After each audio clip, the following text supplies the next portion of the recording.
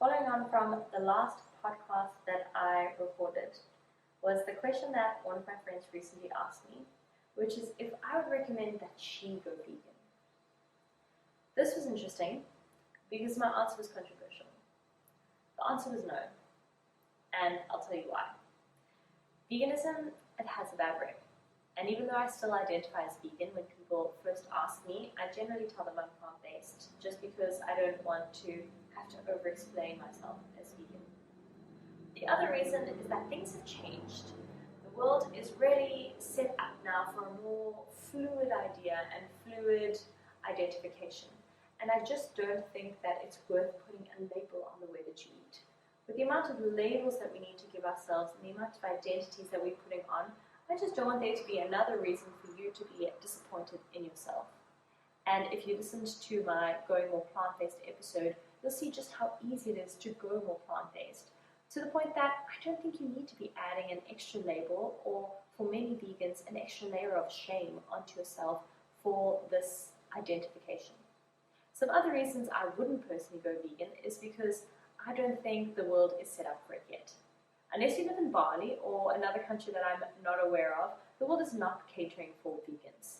It is definitely catering for people who are plant-based, but definitely not for vegans. And for those of us who are not as strong in their conviction of this lifestyle, I mean, I've been doing it for 10 years and people very much know this about me. So for me, my reputation always precedes me when I go over to someone for dinner, and they won't be offended if I say no to something. But in many cases, people do not feel comfortable saying no to something that someone has, so thoughtfully prepared for them. And in case someone hasn't quite caught up with your lifestyle change, to go and be like, actually, sorry, I'm going vegan now, I'm not going to try this. I can understand how that can be really tricky.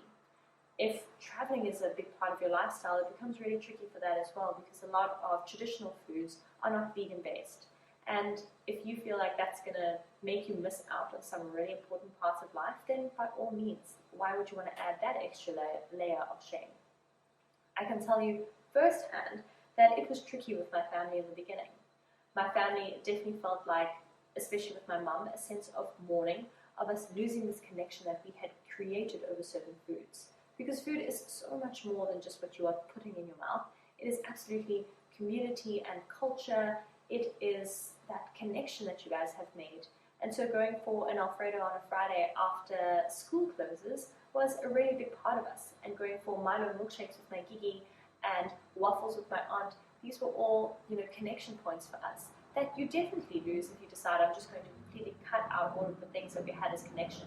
And of course, you build new connections, and now we have much more healthful and, for me, enjoyable ways of connecting. But at the time, it was really tough. And so if that's something that fears you, then good news. You don't have to put that label on if that's not something that you are ready for. I would say the number one thing that people say to me when they hear that I'm vegan is, I could never do that. And in the beginning, I would try and convince them and win them over and say, no, you could, it's not that hard. But now I can honestly say, you're right. You can't do what some or myself have done because it's not important to you. And that's fine.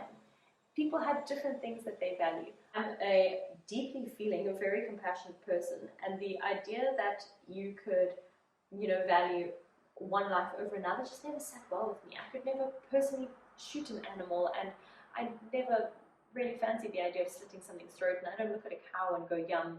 And that was my thing that I chose to be important. While other people value different things. There are people that are so involved in community programs and in church programs in ways that will never interest me because I know where my values lie, and I'm happy to make this contribution as my contribution to mankind. Because of course, I care about the environment in a way that makes me want to take action. And when I watch these documentaries, I see it as ways that validate the way that I'm living and continue to live.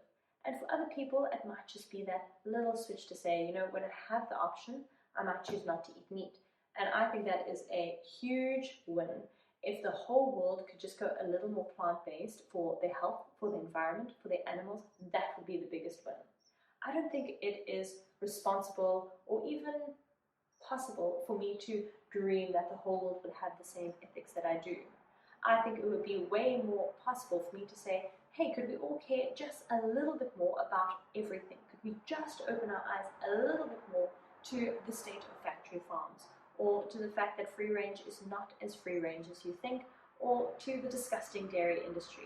Not to say don't do it, just to say, like, I'm going to have a second thought and maybe reduce my intake just a little bit. I'm going to say, instead of having meat 3 times a day like South Africans do, I might just choose, a less meat heavy breakfast, no meat at lunch, and meat again at dinner.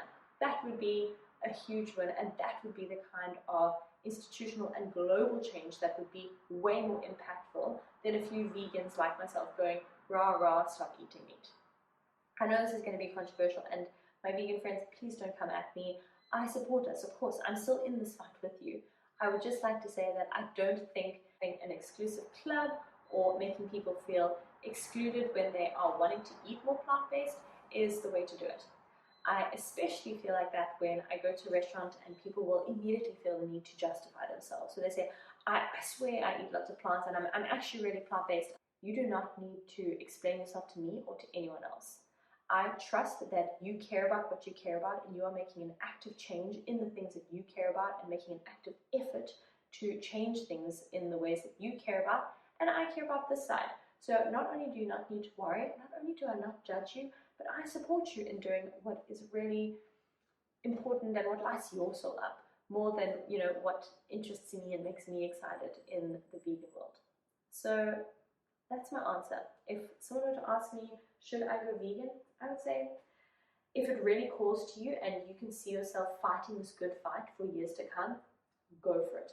But the truth is that just like all diets, it requires research, it requires time, it requires preparation, and it doesn't require more money. That's definitely a myth that I don't know who came up with that one. But it also requires, like any diet, you to understand nutrition.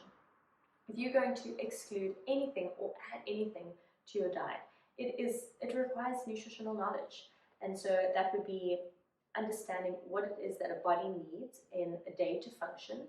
And that is why in my plant-based podcast, I did recommend something like eating more or focusing on flavor, so that you can include more whole food plant-based things into your life, and also include that variety that your gut microbiome is so set on having.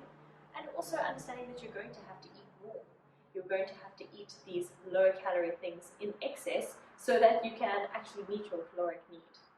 So it does require nutritional knowledge. It is a hard shift. I'm not going to take that away from anyone. So if it's something that you are very keen on going, oh my gosh, call me up. I will help you do this.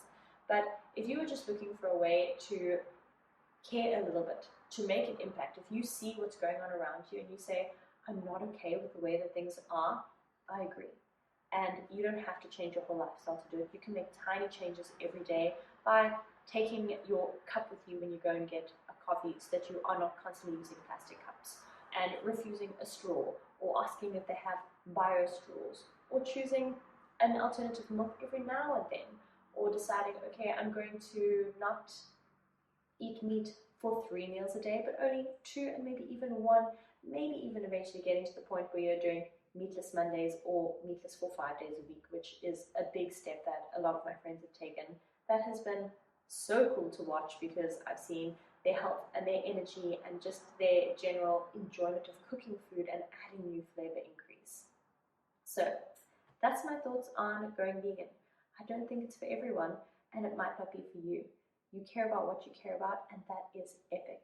You don't need to explain yourself to anyone, but if you do care about the way that the world is going, and you have your eyes, if you don't have your eyes on, you should have them on things like factory farms and the way that they are really raising these animals to be bred and to be killed, then yeah, you should care a little, and that little can look however you want it to look without judgment from anyone else. You make the small steps that feel really good to you, and you ignore the rest. I hope you are having a beautiful day. I hope that you go and do something absolutely audacious today, like maybe choose, a more plant-based alternative. Other than that, have a beautiful week. I will see you at the same time, same place next week.